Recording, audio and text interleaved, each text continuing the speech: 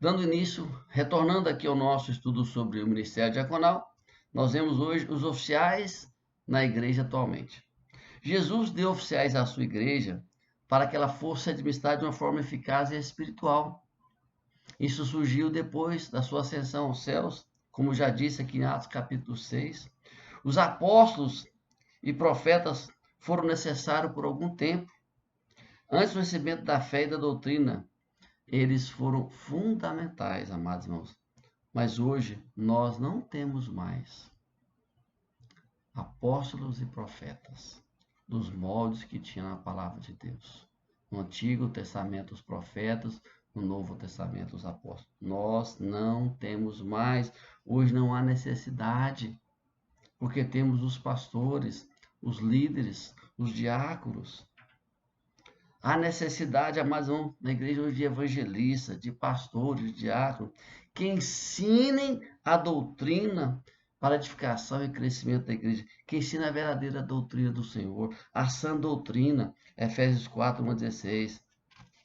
Também há necessidade, amados irmãos, de oficiais, de líderes que exerçam esse ministério importante, o ministério diaconal, o ministério de assistência social, de cuidado com as pessoas.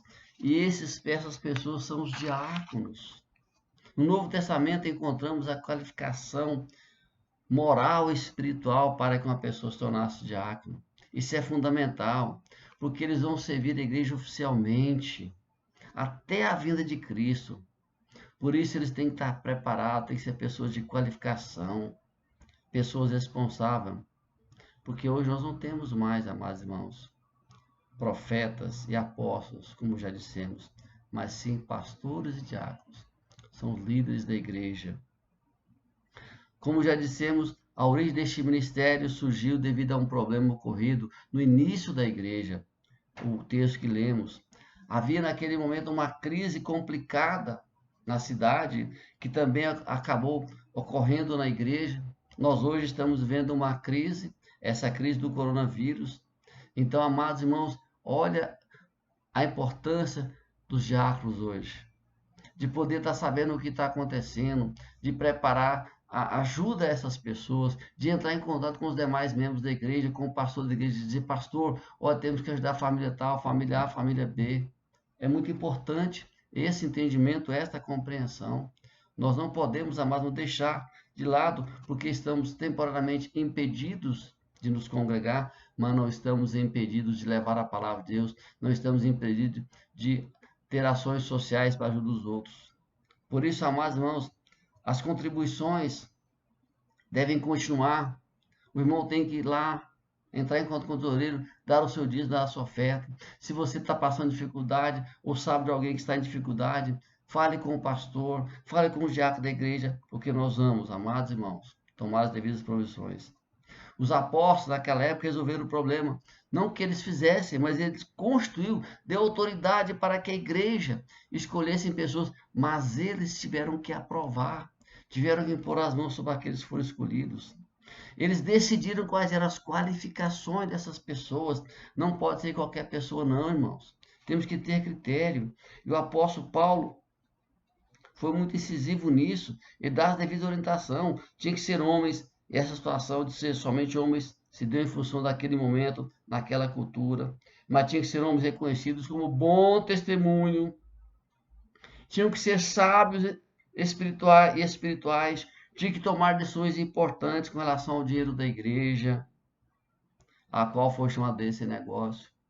Porque se tinha viúva sendo deixando de ser assistida, tinha que ser providenciado. E para providenciar as coisas, nós precisamos de quê? Dinheiro. Sim, para comprar as coisas, para montar a cesta básica.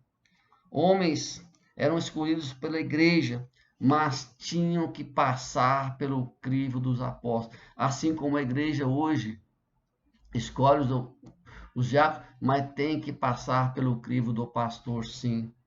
Nós não podemos deixar que se escolham qualquer um, o pastor tem que acompanhar, tem que saber. Por isso, amados irmãos, aos apóstolos cabia a responsabilidade espiritual da oração e do ministério da palavra. As atividades dos apóstolos eram necessárias eram necessariamente espirituais. Era a preocupação com a espiritualidade, com o ensino da palavra, com a oração, com o cuidado. Hoje, amados irmãos, o pastor não é apóstolo, não vai ser apóstolo, mas é o líder espiritual da igreja e não líder material. Essa função Deus quer que seja delegada a homens e mulheres de Deus.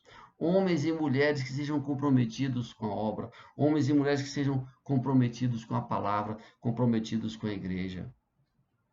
Quem administrava a palavra ou tomava frente à igreja espiritualmente não deve, aliás, quem decide, quem administra a palavra, quem ministra a palavra, quem está à frente da igreja, não deve se ocupar com essa parte material, amados irmãos, como receber ofertas, receber dízimo, pagar conta e atender as necessidades. O pastor, amados irmãos, quero deixar bem claro, não tem bola de cristal. O pastor não tem como olhar e saber quem está passando necessidade, seja da igreja ou não seja. É importante, meus amados irmãos, que você, cada membro, tenha essa preocupação com o outro, de saber como é que ele está. Se saber alguém da nossa comunidade está com dificuldade, nós, como igreja viva, temos que ajudar. E é cada um, irmão, exercendo essa função, se preocupando. E à medida que a gente descobre, fica sabendo que alguém tem necessidade, nós vamos tomar as providências. Aí o pastor dará as devidas orientações. Amados, o diácono é simplesmente servo da igreja. Por isso, deve ser um homem sincero e honesto. Um homem ou mulher sincero e honesto. Um homem ou mulher a qual a igreja pode confiar. Pode confiar o caixa da igreja. Pode confiar que ele vai comprar as coisas certinho e vai atender a necessidade. Que ele vai ser justo. Amados irmãos, sabe qual é o resultado de um diácono que é escolhido da forma correta? De um diácono que exerce sua função com amor e com dedicação, sabe qual é o resultado? A igreja cresce. É interessante, né? O versículo 7 diz assim, eu quero ler novamente. A palavra de Deus crescia e em Jerusalém o número dos discípulos aumentava. Também um grande grupo de sacerdotes obedeciam à fé. Veja, amados irmãos, sabe por quê? Porque os apóstolos, hoje os pastores, estão dedicando o seu tempo ao estudo, ao ensino, à oração, a cuidar das ovelhas. Porque sabe que há na sua igreja homens e mulheres que amam a obra, que se dedicam, que vão se preocupar com essa situação material e social da igreja. O pastor sabe que a igreja não será desassistida, porque os homens e mulheres de Deus estarão assistindo, estarão levando ao pastor, e ele então dará todo o suporte. Quais são as qualificações de um diácono? Primeiro nós já lemos Atos 6, 3 e 1 Timóteo 3, de 8 a 13. Amados irmãos, além dos requisitos citados em Atos 3, o apóstolo Paulo a Timóteo é que fecha essa questão de uma forma grandiosa, dando todas as qualificações. Ele diz assim, tem que ser honesto e sério, versículo 8, estou falando de 1 Timóteo 3, de 8 a 13. É a principal e primeira exigência, pois ele vai mexer com dinheiro, no caso do tesoureiro, ou tem que fazer compras, tem que atender, tem que conversar com pessoas, então tem que conhecer a necessidade da igreja. Como também eu disse anteriormente, o pastor não tem bola de cristal, o diácono também não tem. É importante que se converse, que procure ajuda, ele tem que estar bem informado qual seja a situação da igreja, para que ele possa tomar as providências necessárias para solucionar o problema. Como é que se deu lá em Atos? Reclamaram, chegaram diante dos apóstolos, eles resolveram o problema. Então, escolha entre vocês, homens e mulheres, escolham homens honestos, que vão tomar conta disso. Por isso, amados irmãos, temos que obedecer esse critério. Segunda coisa que Paulo fala, não pode ser de língua dobre. O que ele diz? Fofoqueiro, fofoqueira. A pessoa não pode ter esse perfil que vai ficar sabendo que aquela família A está com dificuldade e vai começar a criar coisas que não existem, vai começar a falar coisas para difamar e coisas que não é verdade. Então não pode ser de língua dobre, não pode ser fofoqueira ou fofoqueira. Não pode ser alguém dado a vinho, alguém que beba.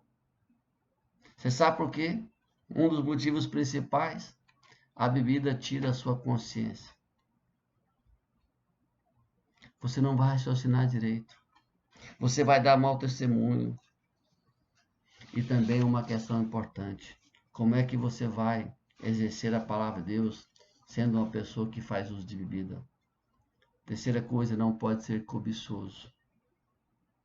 Não importa se o dinheiro vai ser ganho lícito ou ilícito, você não pode cobiçar o dinheiro do outro. Não pode estar com essa visão. Ah, tem que fazer ele ganhar mais, ganhar muito, não sabe a situação. Por isso, amados irmãos, ele não pode cobiçar que não lhe pertence. Outra coisa, guardar a fé com conhecimento e confiança. Ele tem que conhecer bem a palavra, tem que conhecer bem a doutrina. Esse é um ponto fundamental. Pois diácono tem que ser um homem ou uma mulher espiritual, que conheça bem a palavra da verdade. Tem que ser alguém preocupado. O diácono também tem que ser casado com uma só mulher. Não pode ser amigado. No caso, a mulher também não pode ser nem divorciado ou recasado com alguém que não seja convertido, que não faça parte da igreja. Ele tem também que governar bem a sua própria casa, a sua própria família. Tem que ser alguém respeitado em casa, alguém de testemunho. Por isso, amados irmãos, nós vamos dar uma pequena pausa para iniciar a continuação deste estudo. Já voltamos em um minutinho.